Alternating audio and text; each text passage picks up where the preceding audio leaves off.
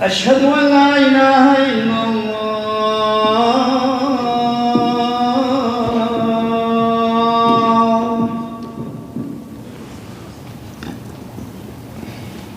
أشهد أن محمدا رسول الله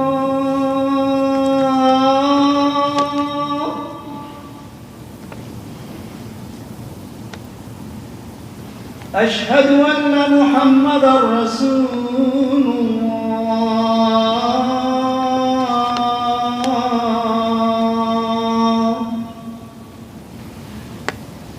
حي على الصلاة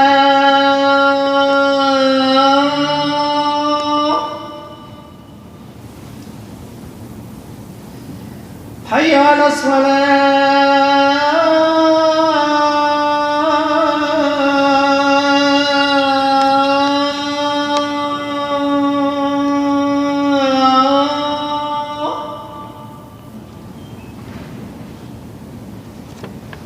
حي على الفلاح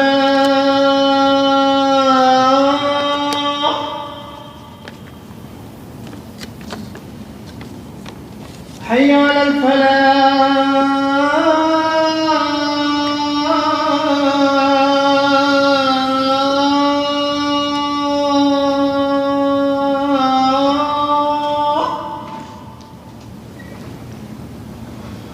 الله أكبر الله أكبر لا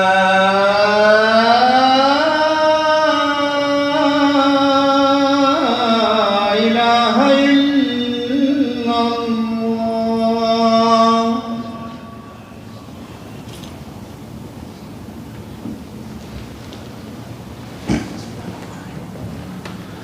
إن الحمد لله نحمده ونستعين به ونستهديه ونستغفره ونعوذ بالله من شرور أنفسنا ومن سيئات أعمالنا من يهده الله فهو المهتد ومن يضلل فلن تجد له وليا مرشدا والصلاة والسلام على أشرف الخلق أجمعين سيد الأنبياء والمرسلين حبيب رب العالمين سيدنا محمد صلى الله عليه وعلى آله وصحبه ومن تبعهم بإحسان إلى يوم الدين اللهم اجعلنا معهم واجمعنا بهم يوم القيامة بعد يوم القيامة في عليين من غير سابقة عذاب ولا حساب آمين يا رب العالمين. Today's khutbah is about a topic that will never end. And actually the necessity of this topic is raising and getting more important every single day, which is our families and children, especially in the West. And by the way, nowadays, West, East, North, South, it doesn't matter that much anymore. With the availability of the internet and the flights everywhere, we live in a real small village nowadays where everything happens anywhere, affect everywhere else. It's a truth, especially when it comes to social media and the influences that we face against our young generation.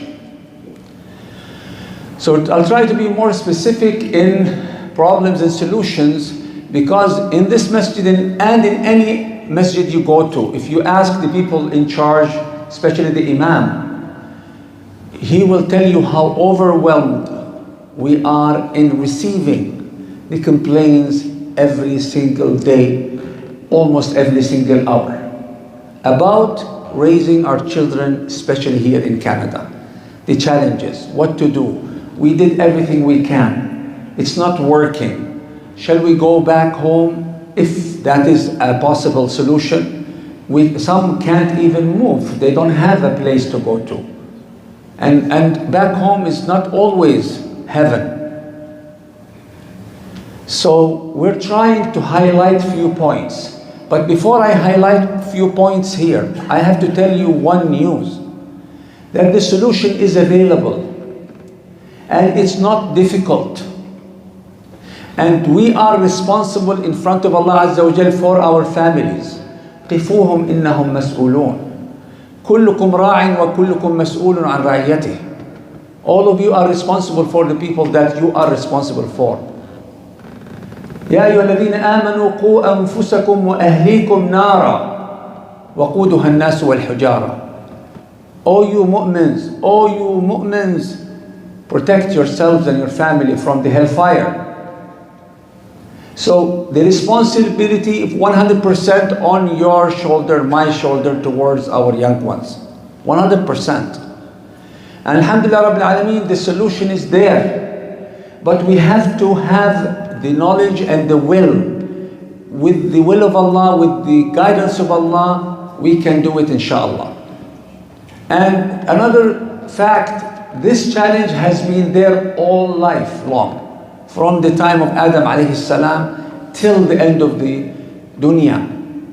This is a challenge. Raising healthy children with good manners, good iman, it is a challenge.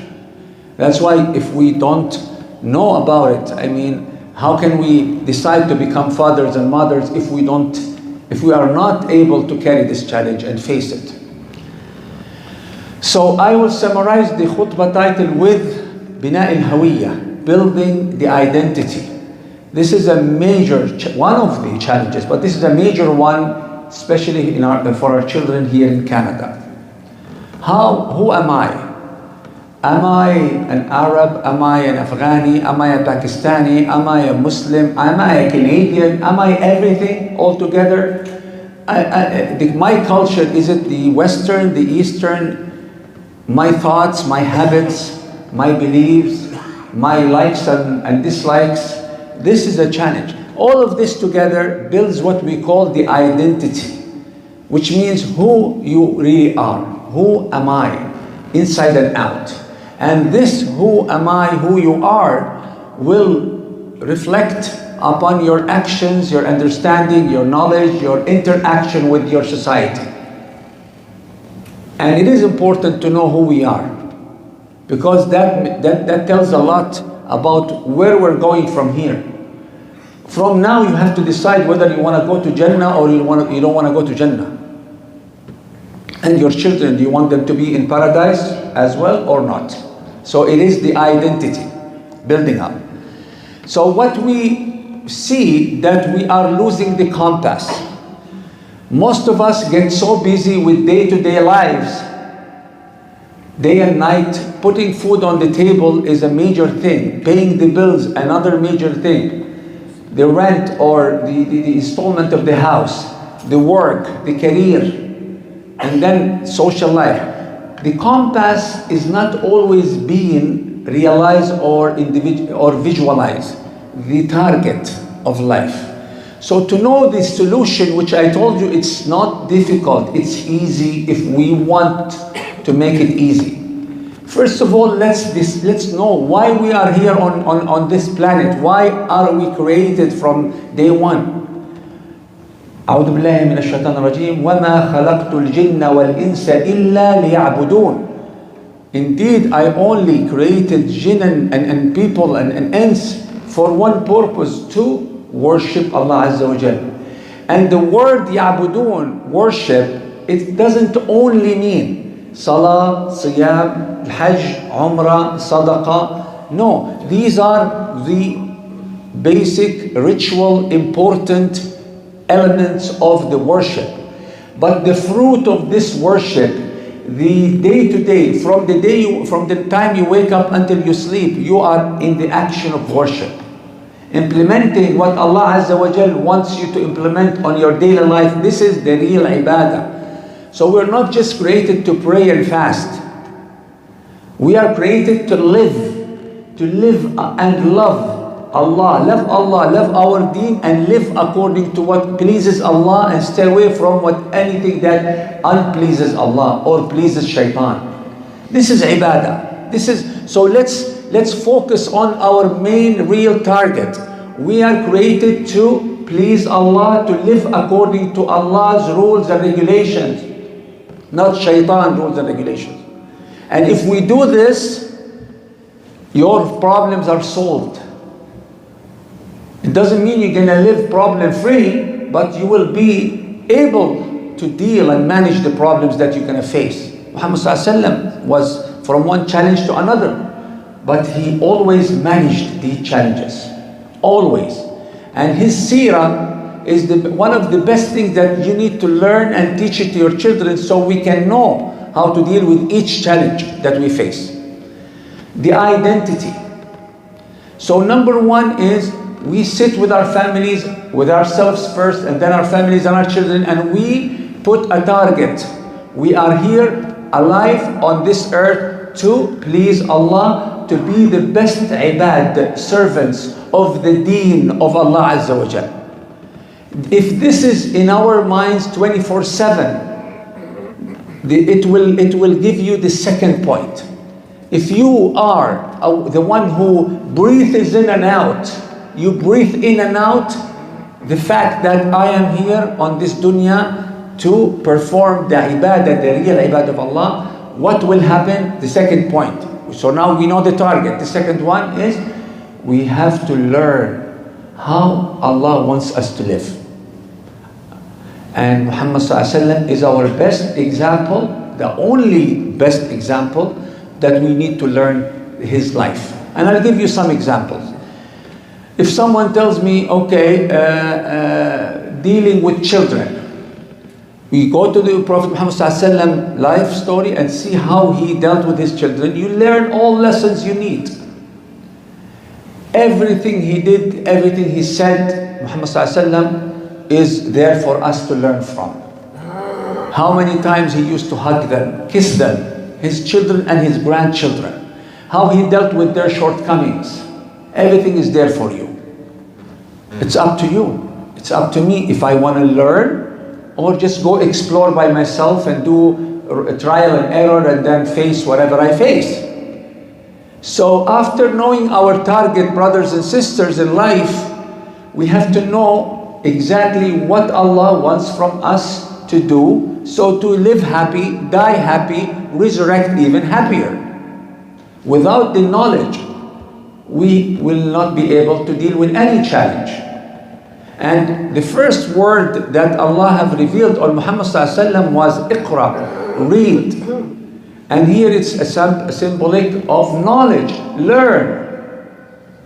Allah didn't say the first word pray or fast or do jihad or pay charity, although all of these are part of Islam.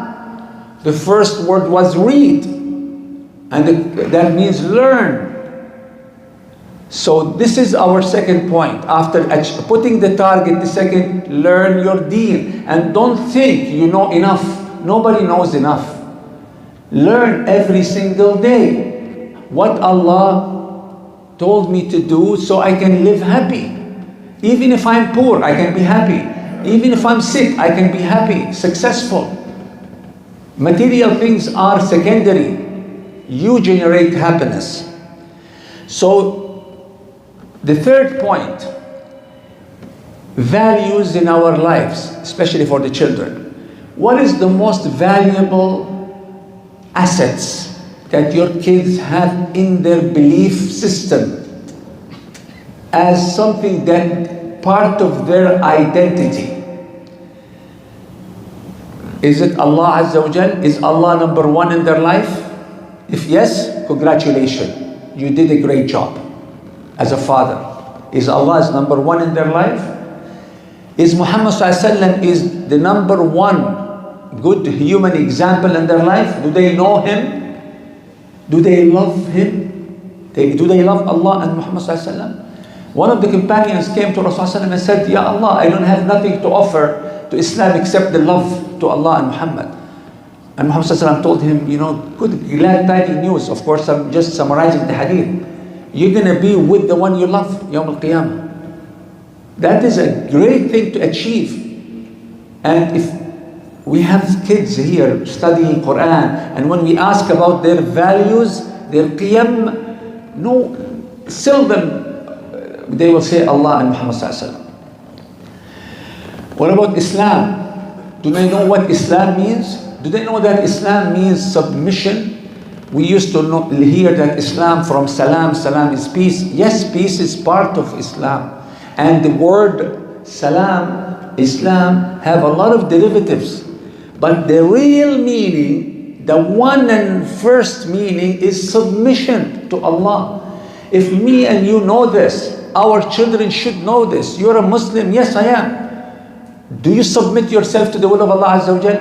Is Allah your boss? This is how I talk to younger children. Submission may be a big word for them.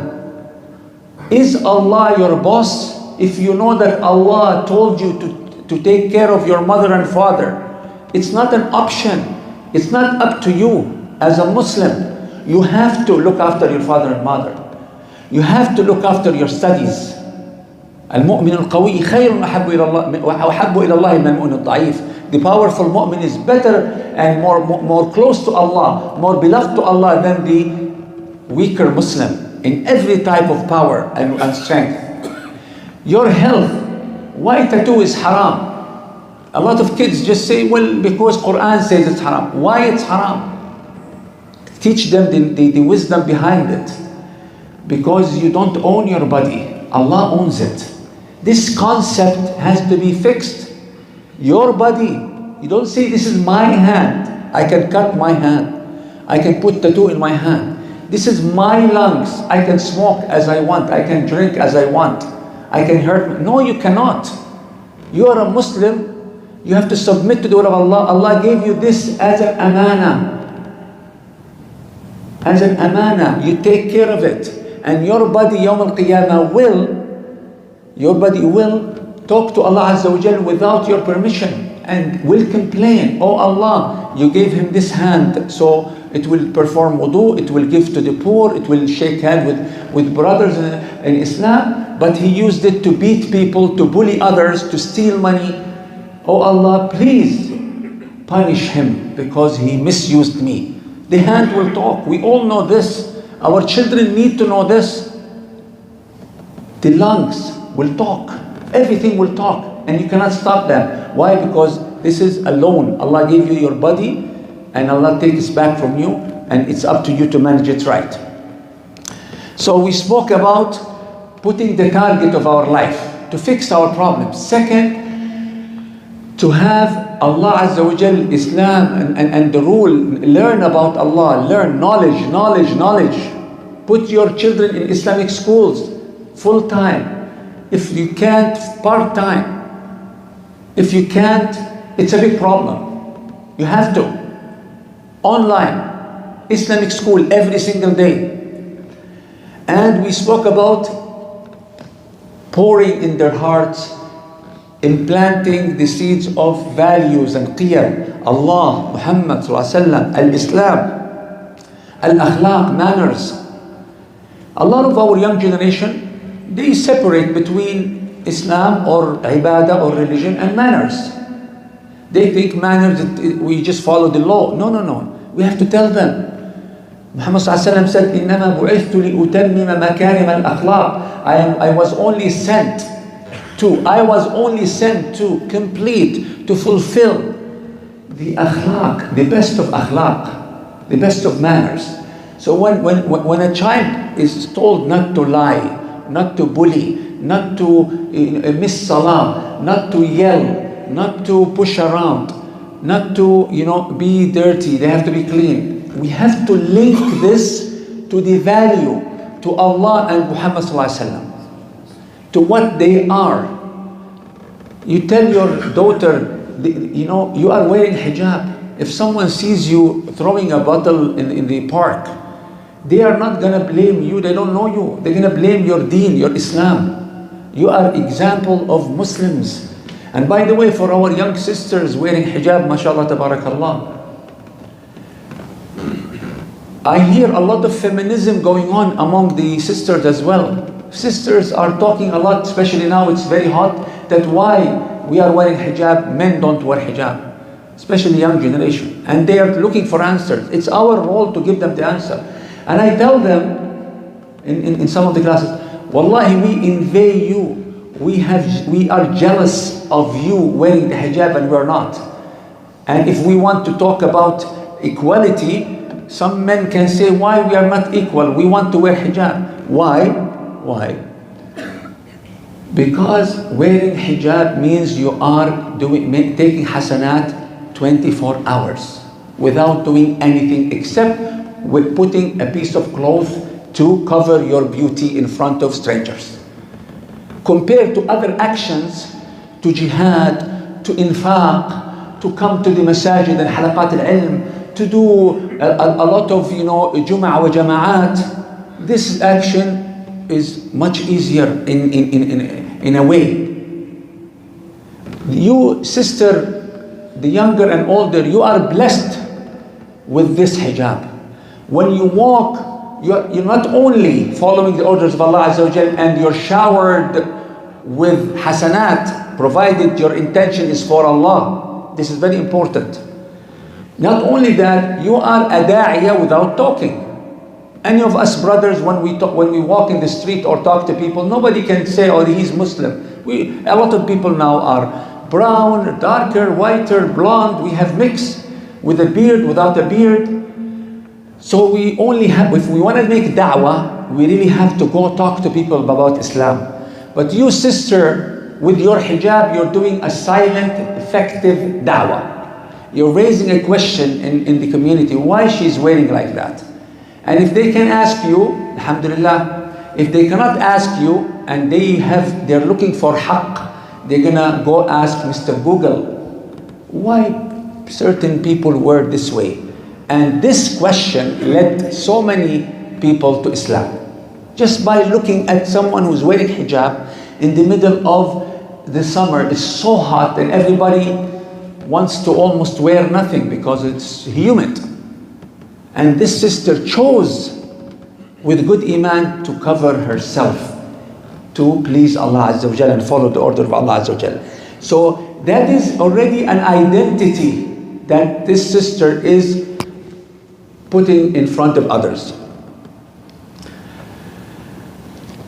Another thing that we have to build in the identity, at-tamayyuz. We want our children to believe that they are precious and special. And as parents, we have to look for their strength points and fuel it and make them work on it to become even more special. If you have a child who is a good sports player, invest in him. If he is very good in math, invest in him or her. If they are good public speakers, let them go to law school or media. Not everybody should be an engineer or a doctor. We need all trades. So look for the strong point in your children and try to support them so they can be better and better and better.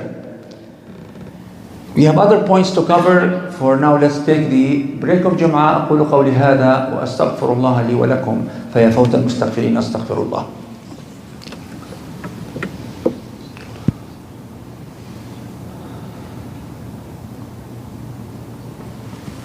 بسم الله الرحمن الرحيم والصلاة والسلام على أشرف المرسلين سيدنا محمد وعلى آله وصحبه ومن تبعهم بإحسان إلى يوم الدين. أما بعد. The best thing that will help our children hold to their identity and be proud of what they are is to have a peaceful home. And if I want to talk about this topic for weeks, it will never finish. Make your house, as a father and mother, make it the most peaceful, loving, caring, fun place for the children. Why do they love school, the public school? Because they have fun, they have peace, they have friends, they can do a lot of activities, they can talk as much as they want, they can play as much as they want. If they talk, people listen to them. And they will not tell them, I'm busy, just sum up. This should be better in our houses. So the second part of the khutbah, I'll just finish it with this point. How can we make our homes the paradise in dunya for us and for our children? Number one, of course, taqwallah. Always have Islam in every corner of the house. When you enter, dhikr, Bismillah, Assalamu alaikum wa rahmatullahi wa barakatuh, Bismillah ar-Rahman ar-Rahim, and you greet. When you leave, you have to say, Bismillah tawakkaltu ala Allah wa la hawla wa la quwwata illa billah. All the dhikr, Quran is going on. Islam has to be felt and seen inside the house with the barakah. So the shayateen will always stay out and the malaika will always be with you, inshallah. Second, your relationship with your wife has to be the best relationship you have with any human being. And your children have to see this, feel this, know this, notice this, touch this, live this. It's not up to you. If you want healthy children, you have to give them healthy parents and healthy relationship. Any discussion between you and your wife, it's serious discussion, any complication, not in front of your children. They're older, they're younger, it doesn't matter. They feel, they know. A lot of the children don't like to stay at home because there's always yelling at home, there's always pull and push, everybody wants to prove his point. What life is that? Like, how can we be successful people if our homes are not paradise? And everybody blame the other. Yeah, I want my home paradise, but she doesn't. And she tells him, oh, my husband is not listening. No. Stop the blame game. Get together and say, we have decided to make a family. Let us be responsible for this family and make it a happy family. Or Allah will hold us both accountable. Both equally accountable. If we have any miscommunication, fix it. Everything is fixable. Everything. Except some big kaba'ir or haram. I'm not, if one of these two, okay.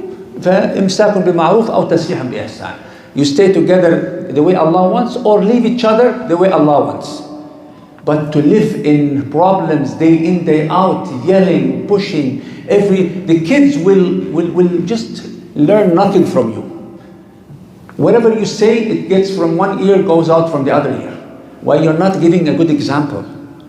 So the house has to be full of Iman and Islam. Second, your relationship with your husband or your wife should be the best relationship on earth. Doable, yes, with the help of Allah Azza wa Jal. Third, love, passion, and good time, quality time. Your work is important, your community is important, but family comes first. Don't overwork yourself. Don't work 2-3 jobs just to have a better house. Have a smaller one, but more quality time with your family. More memorable time. More love in the family. Especially nowadays.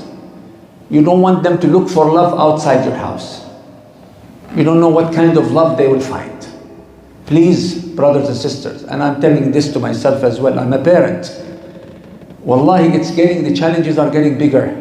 And the complaints we receive, we cannot even, wallahi, give appointments enough to people just to listen to their problems, even on the phone. It's unbelievable. And I'm talking about Muslim families, our homes, a lot of our homes, not all of them, a lot of our homes are broken apart because of dispute. And the real reason behind those disputes are they're not close to Allah enough. A beautiful triangle that Sheikh Ala al-Sayyid always taught us. This is the triangle of marriage. So the husband here, the wife here. So, and Allah Azza wa Jal is looking at us. He is our creator up there. So the closer we get to Allah, the closer we get to each other. The further we go from Allah, the further we go from each other. The more problems we have. Okay, what about if someone is more close, someone is more far? It doesn't matter. Do not ask others to be closer to Allah. You do it first. When you do it first in the right way, you're going to find others will just follow you. Be the good example. And at the end of the day, if not everybody followed, they're going to pay for their consequences, and you will pay for your own deeds. Don't worry. People, husband and wives come to our office here, and they complain, and everybody wants the other one to be fixed. No, my dear, fix yourself first. Allah will fix your partner for you. Fix yourself. Look after your own mistakes. You are not an angel. I'm talking this both for brothers and sisters. The last point for today is discuss those challenges clearly, openly on the table in your house. You have to know what your kids are facing. What is your wife facing at work if she works? And you have to share with them what you are facing. So you are one unit, a powerful one brick paradise in this dunya. You have to care for each other. It doesn't make sense when I ask a 10 years old or 12 years old boy or girl, what does your father do for a living, and they don't know. That tells me they don't talk, they don't sit, they don't share. And wallahi, we have a summer school here. Some parents, when they come register their kids, they don't know the grades of their kids. Let me ask my wife, they don't know the ages of their kids. That's again tells me that they don't sit and talk. They're not involved in details. Brothers and sisters, it is important nowadays more than ever. Micromanagement, not macromanagement. Oh, I'm a father, I take care of the food. No, not anymore. You have to take care of the food and the socks and the laundry. You need to know everything. You don't have to do everything, but you have to know everything. The homework, what grade they are, what's the name of their teacher, what are the names of their friends. Micromanagement nowadays are very important, because the shaitan will come from one door or a window that could be tiny for you, and then you don't know when it become huge suddenly. And we hear this. My daughter took off her hijab. My son wanted to be an atheist. My wife wanted divorced. Where were you? I mean, what? That doesn't happen suddenly. No, we were good till yesterday. MashaAllah, really? Subhanallah. Till yesterday you were good. Today morning, somebody did a magic on you and then everything flipped out. No, that maybe happens in movies, not in real life. This is a build-up. The topic is rich. The major topic is looking after the identity of our children and making our homes the real paradise, by making Allah number one in our life and looking after our hearts and deen. May Allah bless us. May Allah accept from us. Allahumma ighfir lana warhamna. Allahumma ij'alna rahimina wa marhumina ya Rabb al-alamin. Allahumma arhamna fawqa al-ardi wa tahta al-ardi wa yawma al-'ardi 'alayk. Allahumma la taj'al lana fi maqamina hadha dhanban illa ghafartah wa la hamman illa farajtah. ولا حاجة من حوائج الدنيا والآخرة لك فيها رضا ولنا فيها قضاء إلا يسرتها برحمتك يا أرحم الراحمين. اللهم اجعل بيوتنا جنة. اللهم اجعل في قلوبنا الجنة. اللهم اجعلنا من أهل الجنة. اللهم أصلح أولادنا وأصلح بناتنا وأصلح أزواجنا وأصلح زوجاتنا وأصلح علاقتنا ببعضنا. اللهم اصلح مجتمعنا. اللهم اجعلنا صالحين مصلحين. اللهم اجعلنا صالحين مصلحين. اللهم اجمع قلوبنا على الحق. اللهم اجمعنا على الحق ولا تجعلنا من أهل الباطل يا أرحم الراحمين. اللهم حرر المسجد الأقصى يا رب العالمين من المغتصبين. اللهم صبرهم على ما هم فيه. اللهم فك أسراهم واشف جرحاهم ومرضاهم. اللهم ارزقنا فيه صلاة قبل الممات. اللهم تقبل حج من حج واجعلنا من حجاج بيتك العتيق يا أرحم الراحمين. اللهم اغفر لنا مغفرة تسع كل ذنوبنا منذ أن أذنبنا حتى نلقاك وأنت راض عنا. اللهم لا تقبضنا إلا وأنت راض عنا يا أرحم الراحمين. إن الله وملائكته يصلون على النبي يا أيها الذين آمنوا صلوا عليه وسلموا تسليما. Before we do the salah, we have guest masjid from Georgetown. It is the first masjid